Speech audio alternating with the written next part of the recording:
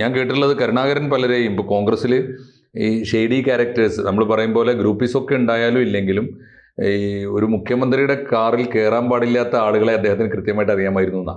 കേറ്റൂലത്ര അദ്ദേഹം.